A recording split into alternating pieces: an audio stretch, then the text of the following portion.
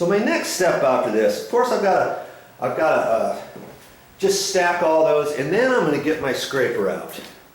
And I've got a big long scraper here. Let's just show you this scraper here for a minute. See how long that handle is? You can telescope that handle in and out a little bit if that's too long for you. And then down here at the bottom, it's got a nice sharp razor scraper blade on here. This one's kind of dull, and they come in 5 packs. You can get them at the store, and anytime your blades get dull, then you can replace it. Just undo these screws. And I'm going to use this next to get some of this top layer off. I've got to get some of that top layer off before I can remove the bottom layer.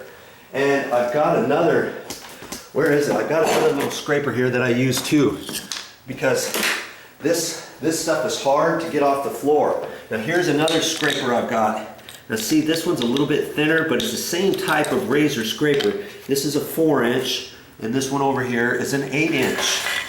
Okay, I'm going to first take this one on the floor. Whatever I can't get up with this, I'm going to get down on my hands and knees, and I'm going to use this one here. And of course I've got extra scraper blades for that.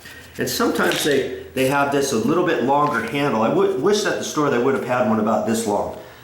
Okay, but they didn't. And so I'm resigned to use this one. They even have smaller handle ones, but I wouldn't suggest getting one any smaller than that. Okay, because that's the main thing we've got to get. We first have to get the layer of glue off of here. And at first you might think, man, this is going to be kind of hard. Well, that's why you've got to look at these, make a determination if these are slightly dull. If they're dull and if you're pushing too hard, put a new blade in. Doesn't cost much for the new blades. Okay, so that's going to be my next step. I'll show you how that's done after a while.